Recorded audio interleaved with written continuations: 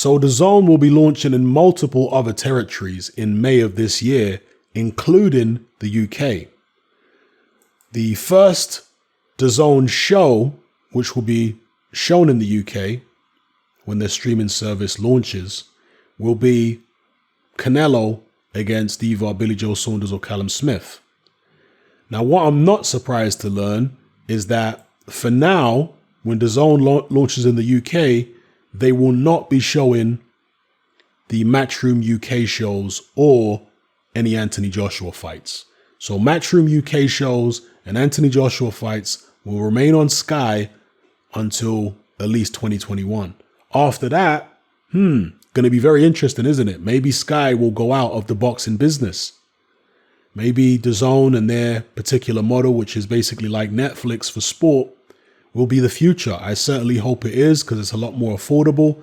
It is a model which relies on mass subscription numbers, again, kind of like Netflix does, rather than trying to bring in a smaller crowd of people for a higher price for a pay-per-view.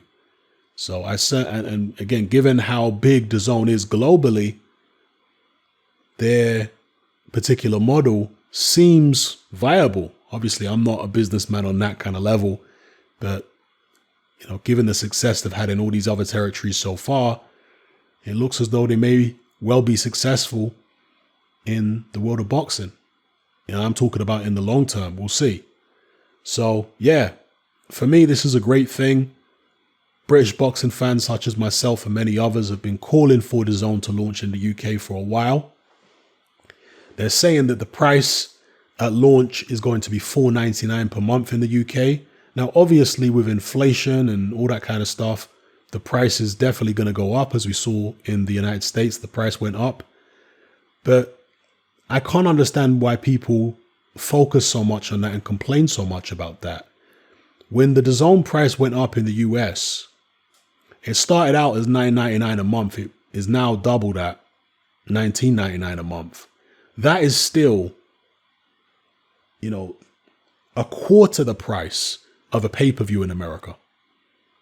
And a pay-per-view is just one night of boxing, whereas Dazn for $19.99, you get a whole month of boxing. So how on earth people can be complaining is absolutely beyond me. I think a lot of it is just this idiotic spillover of the Eddie Hearn, Anthony Joshua hate. Anything Eddie Hearn's involved in, you get these idiotic people who just obsessively hate it. Eddie Hearn doesn't own Dazn. Right? Dazn is owned by people way richer and way more powerful in the world of media than Eddie Hearn. Okay? Eddie Hearn is just an employee, basically, of Dazn. That's all he is. He's employed by Dazn to put shows on their platform, as Oscar De La Hoya is. So, again, it just shows the stupidity of certain people who want to pray for the downfall of this particular platform just because Eddie Hearn is one of their main promoters. Very, very strange. But anyone who is rational, logical, understands value for money, and is a true boxing fan, you're going to be over the moon at the news that Dazn is coming to the UK, starting off at $4.99 a month. So essentially, all of Sky's international content, or much of it, is going to be taken by Dazn. I have to imagine, because Dazn has been providing Sky with so much international content. So now it's going to be Dazn who are taking it. With that being said, here is one of the drawbacks, okay? Since Sky have been showing Dazn's international content, they've also been posting it on their YouTube channels. I suspect that once Dazn starts in the UK, you will no longer see the Dazn shows from America being posted on YouTube. I could be wrong about that, but I suspect that's going to be the case. Yeah, that the only place you'll be able to see any footage of those Dazn shows, at least in the fights in their entirety, is if you sign up for the $4.99 a month, which I don't mind anyway, because I would prefer to, watch the fights live when I can. So I don't necessarily mind that, but it has been good. We have been spoiled over the past couple years with regards to the amount of fights we can watch literally the day after on YouTube. It's been really good. I suspect that's going to dry out once DAZN launches. And 2021 is really the year which could be the game changer. Because if Eddie Hearn switches over to DAZN in the UK, it's a wrap. Sky go out of business. BT Sport are going to be in trouble as well. And the fans are going to win. Because even if they raise the price from £4.99 to £20 a month, I'm all in.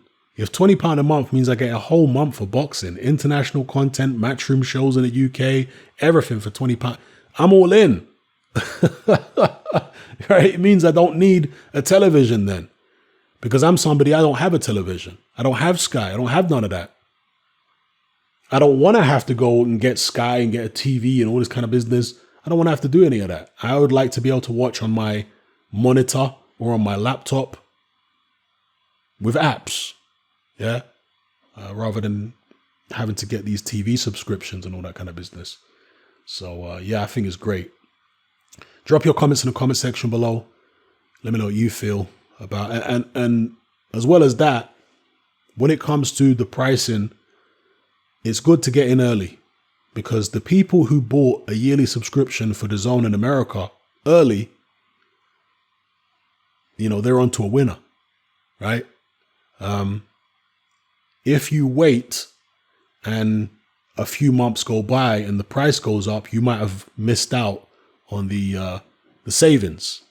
So anyway, let me know what you guys think in the comments below. What's happening about.